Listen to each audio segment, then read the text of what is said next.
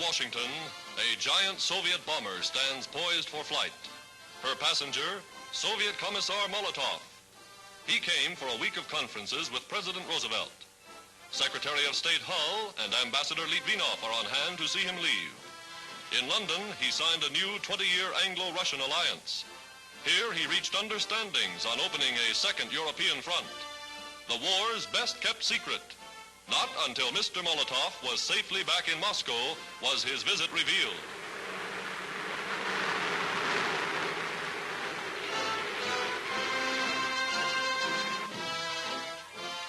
Secretary Hull and Mr. Litvinov signed the protocol, promising ever-increasing supplies to Russia. A new working agreement between two of the greatest nations in the world.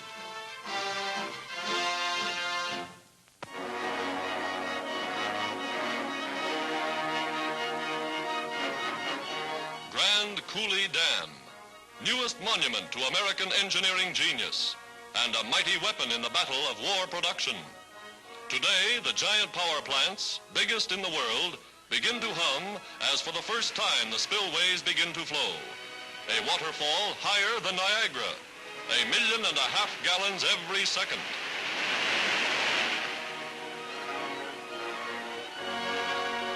The Columbia River, harnessed to irrigate 1 million acres of farmland. Power to turn the wheels of America's vast new industrial empire of the West.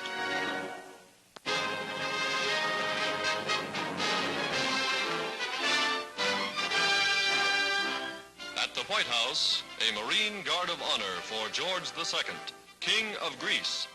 Arriving by clipper from Cairo, he's welcomed to Washington by President and Mrs. Roosevelt.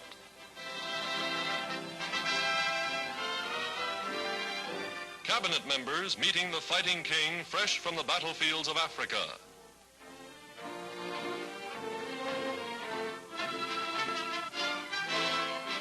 He faces a barrage of cameras as calmly as he faced the foe. The world will never forget his nation's heroic resistance, nor His Majesty's gallant stand. Today, he seeks war supplies for Greek forces still fighting as United Nations allies.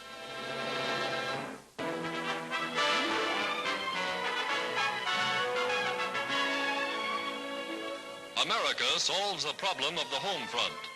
Mothers employed in war industries now leave their small children in nursery schools during working hours. Taught to live in a strange, new, ever-changing world, the tiny tots' work and play is carefully supervised. Mother's mind is free to work when she knows her youngster is receiving the best of care. Today, some 2 million women volunteers are enlisted in the nation's war industries. By the end of the year, there will be 4 million. When evening comes, the youngster prepares for home. Her day's work done, mother stops by to pick him up.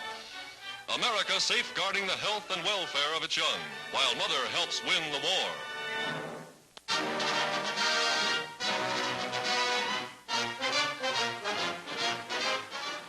The Ferry Command in action.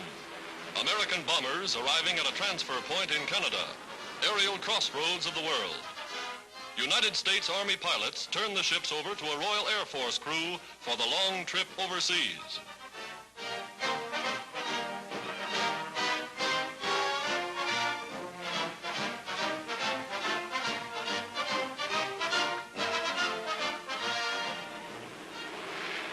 Down the runway, outward bound.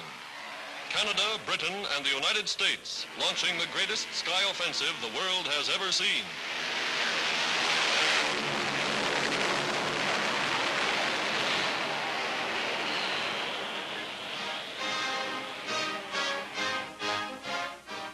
A new technique in glider tactics of air invasion. The Army Signal Corps conducting the experiments. A rope is rigged for the oncoming plane to catch.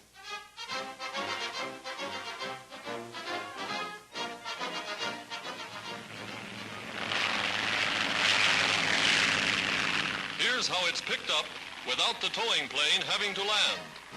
Latest development in glider warfare.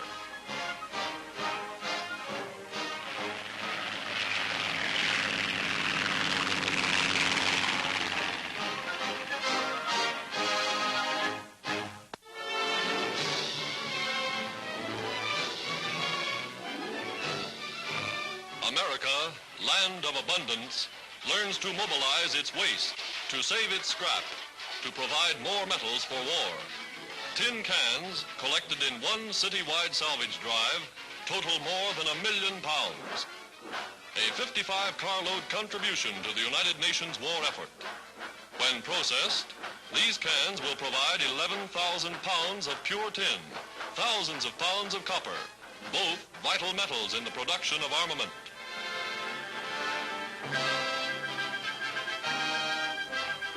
Somewhere in America's vast Midwest, where once stood a cornfield, the world's biggest aluminum plant is now operating to meet the increased need for this most vital of war metals. The Navy awards the workers the traditional E flag for engineering efficiency.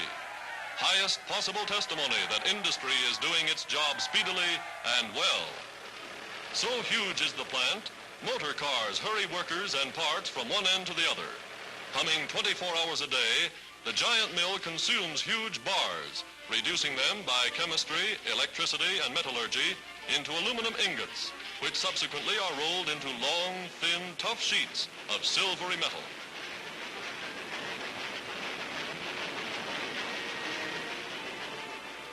A mile of aluminum for the bodies, the wings, the motors of planes, geared to produce 1.5 billion pounds a year for military requirements alone. South America now sends 75% of the bauxite ore from which this 20th century metal is made. When it comes to getting things done quickly, American industry stands supreme. America is winning the battle of production.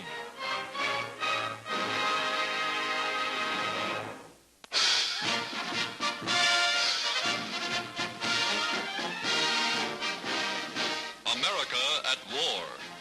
In New York, massed flags leading 500,000 marchers in the greatest patriotic and military demonstration ever seen in this or any country.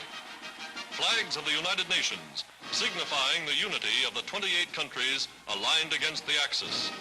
Soldiers of Britain, and women too, thrilling the 5 millions that line the sidewalks for the 12-hour procession.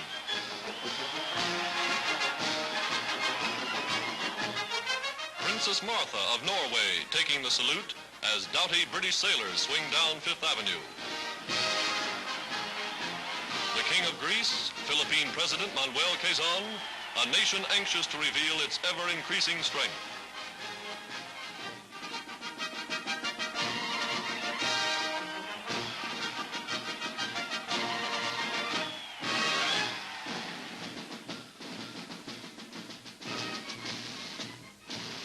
West Point cadets, future officers of the nation's armies, in battle dress, ready to take the field. Legions of colored troops, dramatic, living symbols of America's solidarity, America's unity of purpose. Today, these troops march to the cheers of their countrymen. Tomorrow, they will be on their way to the far-flung battlefronts of the world.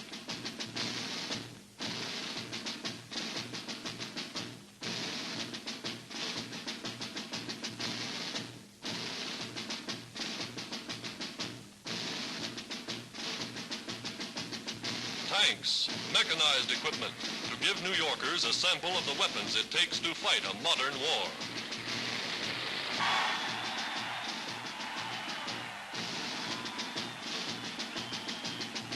For miles, for hours, even into the night they march.